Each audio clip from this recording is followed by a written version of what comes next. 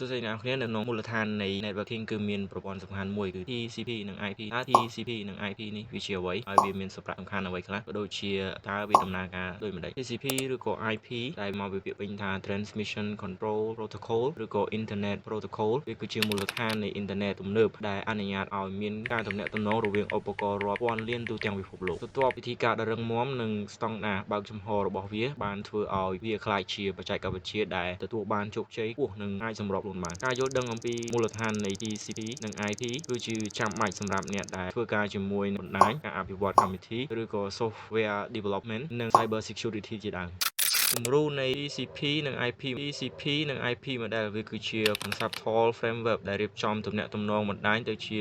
stack នៃ4ស្រទាប់ដែលស្រទាប់នីមួយៗទទួលខុសត្រូវចំពោះសំណុំនៃមុខងារជាក់លាក់មួយហើយពួកវាត្រូវធ្វើការរួមគ្នាដើម្បីធានាបាននូវការបញ្ជូនទិន្នន័យដែលអាចទុកចិត្តបានស្រទាប់ទាំង4នោះរួមមានទី1គឺស្រទាប់កម្មវិធីស្រទាប់នេះវាជាស្រទាប់កំពូលដែលទទួលខុសត្រូវក្នុងការផ្ដល់សេវាកម្មបណ្ដាញដល់កម្មវិធីវិធីការឬក៏ protocol នៅក្នុងស្រទាប់នេះរួមមាន HTTP សម្រាប់រុករកគេហទំព័រ SMTP សម្រាប់ email FTP សម្រាប់ការផ្ទេរឯកសារនិង DNS សម្រាប់ដំណើរការឈ្មោះនៃដែនទី2គឺស្រទាប់ដឹកជញ្ជូនស្រទាប់នេះគឺផ្ដល់នូវការបញ្ជូនទិន្នន័យដែលអាចទុកចិត្តបាននិងមិនអាចទុកចិត្តបានរវាងកម្មវិធីវិធីការសំខាន់នៅក្នុងស្រទាប់នេះគឺ TCP ដែលវាផ្ដល់នូវការភ្ជាប់តម្រងទិសឬការបញ្ជូនទិន្នន័យដែលអាចទុកចិត្តបានជាមួយនឹងការរកឃើញកំហុសនិងការកែតម្រូវការគ្រប់គ្រងលំហូរនិងការត្រួតពិនិត្យលើការកកស្ទះនៃទិន្នន័យជាដើមមួយទៀតគឺ UDP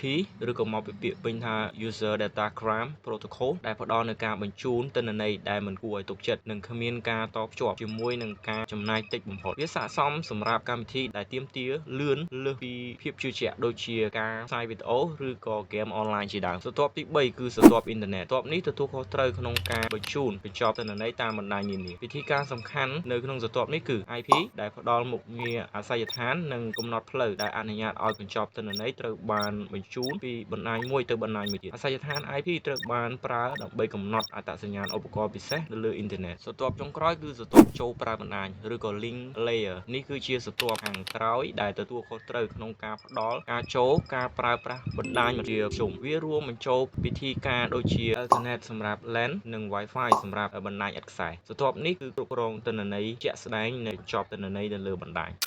Key Protocol នៅក្នុង TCP និង IP TCP និង IP ត្រូវបានបង្កើតឡើងពី protocol សំខាន់ៗជាច្រើនដែលធ្វើការជាមួយគ្នាដើម្បីធ្វើឲ្យទំនាក់ទំនងរវាងកុំព្យូទ័រឬក៏ឧបករណ៍អាចកើតឡើងទៅបានខាងក្រោមនេះគឺជា protocol មួយចំនួនដែលមាននៅក្នុង TCP និង IP មួយគឺ HTTP ឬក៏មកពីពាក្យពេញថា Hypertext Transfer Protocol គឺប្រើសម្រាប់ទេគេហទំព័រនិងមាតិកាផ្សេងៗរវាងម៉ាស៊ីនមេនិងគេហទំព័រឬក៏ web browser ទី2គឺ HTTPS ឬក៏មកពីពាក្យពេញថា Hypertext Transfer Protocol Success ដែលវាជាកំណែនៃ HTTP ដែលប្រើសម្រាប់ encrypt ឬក៏បំលែងពីព័ត៌មានផ្ទាល់ខ្លួនរបស់យើងទៅជាភាសាកូដដើម្បីការពារទិន្នន័យដែលបានបញ្ចូលតាមអ៊ីនធឺណិតទី3គឺ SMTP ដែលមកពីពាក្យពេញថា Simple Mail Transfer Protocol ដែលប្រើសម្រាប់ការផ្ញើ email រវាងម៉ាស៊ីនមេទី4គឺ POP3 ឬក៏មកពីពាក្យពេញថា Post Office Protocol version 3ដែលប្រើសម្រាប់ទាញយក email ពីម៉ាស៊ីនមេទី5គឺ IMAP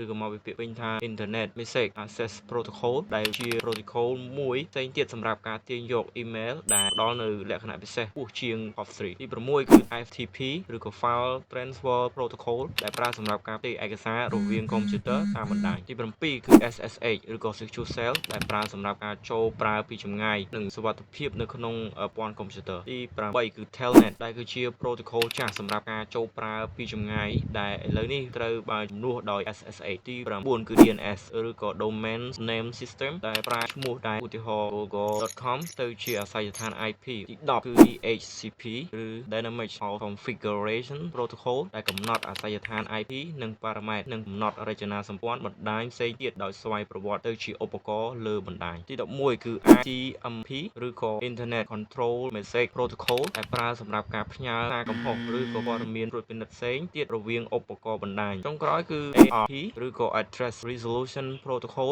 ដែលដោះស្រាយអាសយដ្ឋាន IP ទៅអាសយដ្ឋាន MAC នៅលើបណ្ដាញមូលដ្ឋាន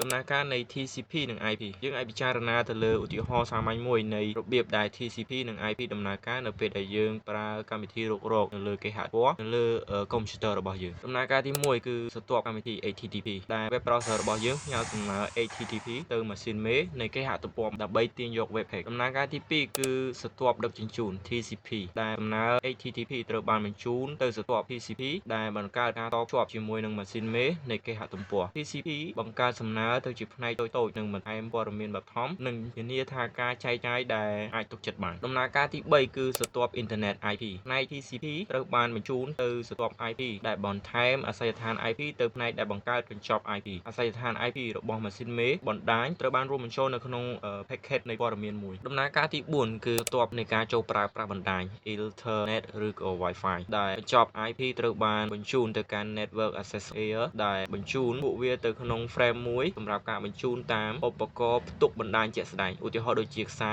Ethernet ឬក៏ Wi-Fi frame នោះរួមបញ្ចូលជាមួយនឹងអាសយដ្ឋាន MAC នៃកុំព្យូទ័ររបស់យើងនិង router ដំណើរការទី5គឺការបញ្ជូន frame ត្រូវបានបញ្ជូនតាមបណ្ដាញទៅ router របស់យើងនិងបញ្ជូនពួកវាទៅអ៊ីនធឺណិតដំណើរការទី6គឺការនាំផ្លូវ router ទៅតាមបណ្ដាញផ្លូវប្រើប្រាស់ទិសដៅនៅក្នុងកញ្ចប់ IP ដើម្បីកំណត់ផ្លូវល្អបំផុតទៅកាន់ម៉ាស៊ីនមេនៃគេហទំព័រដំណើរការទី7គឺការទទួលភ្ញៀវម៉ាស៊ីនមេនៃគេហទំព័រទទួលបាន frame ដែលទាញយកកញ្ចប់ព័ត៌មាន IP ប្រមូលផ្ដុំផ្នែក TCP ឡើងវិញនិងដំណើរការសំណើ HTTP ដំណើរការទី8គឺការឆ្លើយតបម៉ាស៊ីនមេនៃគេហទំព័រផ្ញើការឆ្លើយតប HTTP ត្រឡប់ទៅកុំព្យូទ័ររបស់យើងវិញដោយធ្វើដំណើរដូចគ្នាទៅតាមដំណើរការ7ខាងលើដំណើរការចុងក្រោយគឺការបង្ហាញដែលកម្មវិធី browser របស់យើងនឹងបង្ហាញ web page នោះ